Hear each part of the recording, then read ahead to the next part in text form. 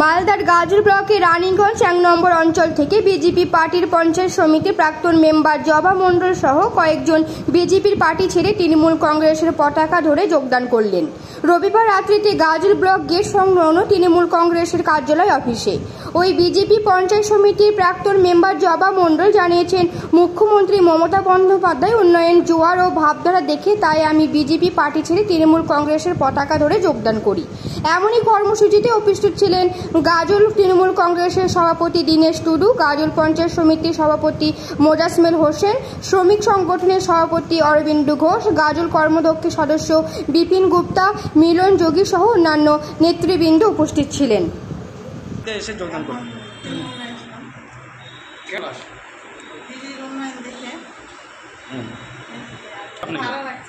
আপনার নাম, বাড়ি?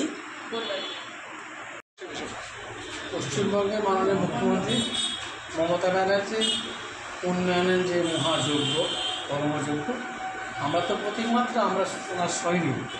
ওনার মহাযজ্ঞের কর্মকাণ্ডের, উন্নয়নের যে কর্মকাণ্ড, প্রগতির যে কর্মকাণ্ড, সেটাকে দেখে আজকে রানীগঞ্জ ওয়ানের প্রাক্তন পঞ্চায়েত সমিতির মেম্বার আমাদের তৃণমূল কংগ্রেস যোগদান করলেন।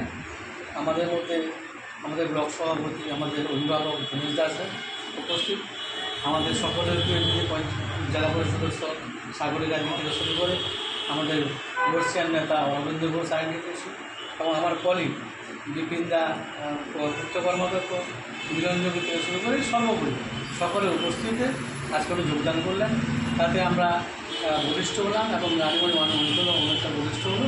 আগামী দিনে দিদির এই উন্নয়নের কর্মধারাকে সামনে রেখে আমরা এগিয়ে চলব এবং আমরা ওনার ব্লক তৃণমূল কংগ্রেস এবং পঞ্চায়েত সমিতি ওনার সাথে আছে, পাশে আছি, সবাইকে কাজে কাজ দিয়ে উন্নয়নের ধারা অব্যাহত থাকবে। গাজল ব্লক তৃণমূল কংগ্রেস কার্যালয়ে, দলীয় কার্যালয়ে উপস্থিত হয়েছে যে অনেকদিন থেকে আবেদন ছিল যে রানীগঞ্জ ১ গ্রাম পঞ্চায়েত অন্তর্গত আমাদের যে তৃণমূল কমিটি কংগ্রেস রয়েছে, সেখানকার সভাপতি সঞ্জীব সরকারের নেতৃত্বে এবং পঞ্চায়েত সমিতির সদস্য আমাদের সঞ্জীব সরকার, বিগত 18 সালের পঞ্চায়েত সদস্য ছিলেন জবা মণ্ডল, তিনি পঞ্চায়েত সমিতির সদস্য ছিলেন জবা মণ্ডল, এবং এখন বর্তমানে তিনি এসজিওয়াই গ্রুপ মহিলা এবং সংঘ নেতৃত্বের সঙ্গে তিনি জড়িত আছেন এবং বলিষ্ঠ একটা নেতৃত্ব। আজকে তিনি যোগদান করার ফলে রানীগঞ্জ ১ গ্রাম পঞ্চায়েতে আমাদের তৃণমূল কংগ্রেস সাংগঠনিকভাবে আরও শক্তপোক্ত হলো। বিগত দিনে আপনারা দেখেছেন 2023 সালে এখানে মানুষের আশীর্বাদে, বামাটি মানুষ মমতা ব্যানার্জির নেতৃত্ব, আমাদের সেনাপতি অভিষেক ব্যানার্জির নেতৃত্বে গোটা পশ্চিমবাংলায় যে কর্মযজ্ঞ চলছে, সেটা তিনি আজকে জবা মণ্ডল সামিল হলেন।